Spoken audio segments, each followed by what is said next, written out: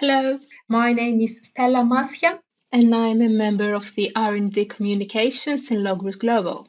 In this short presentation, I will outline the background, the rationale, the strategies, and the results of our Biomedical WMT 2022 Challenge Fine-Tuning Experiment.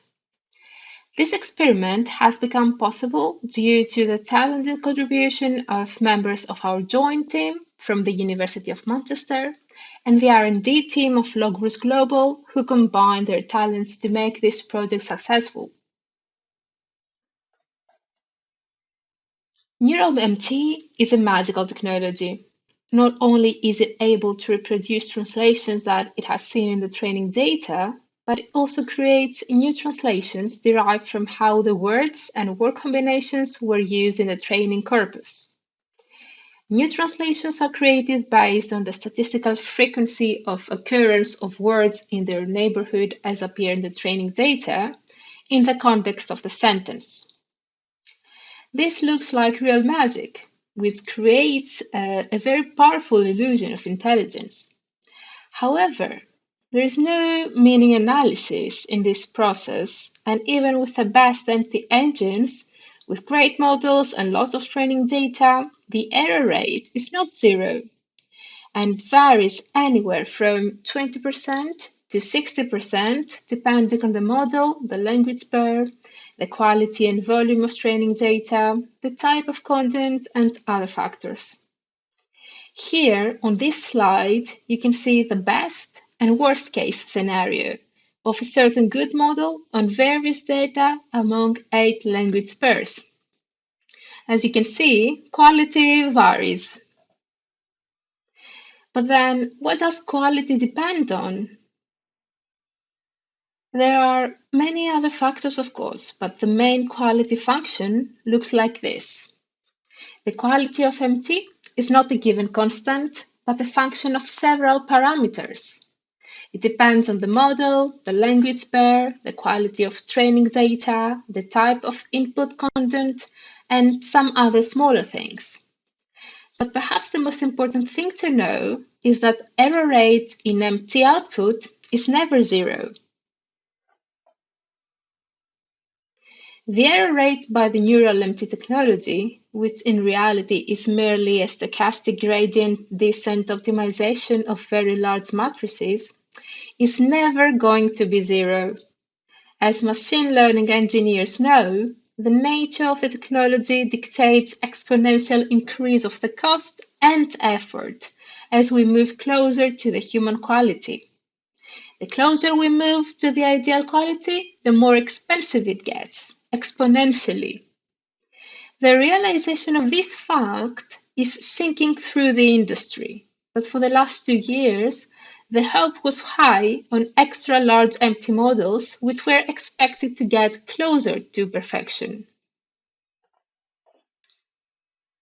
In recent years, extra large MT models were increasingly going out, with ever-increasing number of parameters and multilingual capabilities. Specifically in language translation field, 2 most recent, largest, and most advanced models were WMT21 model, published in October last year, and NLLB, the No Language Left Behind model, published this March by Meta. Both models were made available on Hugging Face. Naturally, the question arises, do extra large models ensure quality improvement? And if yes, to what extent?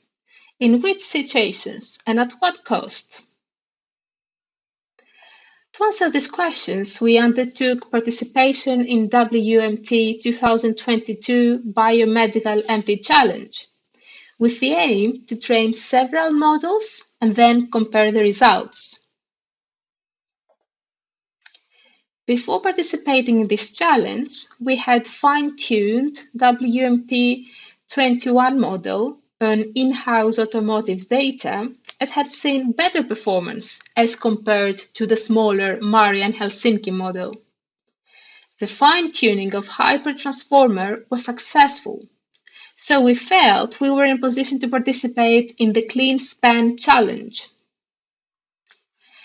The results of our preliminary experiment demonstrated that WMT21 showed better quality, but lower quality increase compared to baseline than Marian model. To move further along the lines of this experiment, we mined a lot of good English-Spanish data for the Biomedical WMT challenge and carefully cleaned it to fine-tune the megatransformers. Then we ran 3 tasks on the challenge. As a result, our clinical Marian ranked second, and initially even first on task 1 and second on task 3. No bad at all. Evaluations with built-in platform metrics is shown below.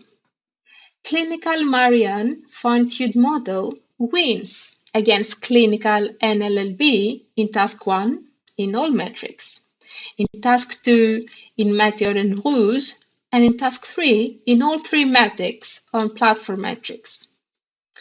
This was a very surprising result. It was unexpected to see the much smaller model on the same data producing better results than a much larger hypertransformer which can only be fine-tuned on supercomputer. In this slide, you can see some conclusions that we drew from this experiment. It is important to mention that all models were trained on the same data and tested on the same test. A lot of attention was given to the data preparation and cleaning for fine-tuning.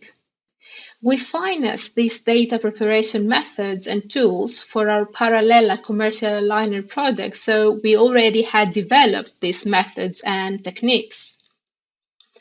Marian Helsinki demonstrated better results than both extra-large models. We also saw that comment was clearly incorrect because quality metrics cannot exceed 1. They should be on the range between 0 and 1. Therefore, comment metric score has not been normalized correctly. Also, it does not even proportionally correspond with other metrics. Overall, unfortunately, we see that the quality differences of these models are not distinguishable with current automatic quality metrics. The industry is now in a situation where the training went ahead of the ability to evaluate the results of the training. Currently, only human evaluation gives reliable result, which corresponds to human judgment, and further work in the field of automatic quality evaluation needs to be done. MT-wise, training and fine-tuning of extra-large language models not justify the cost and effort production-wise, because the output quality of smaller models is either better or the same or very close. Consequently, we have clearly reached another plateau of MT quality with extra-large models not fulfilling the promise of the hype.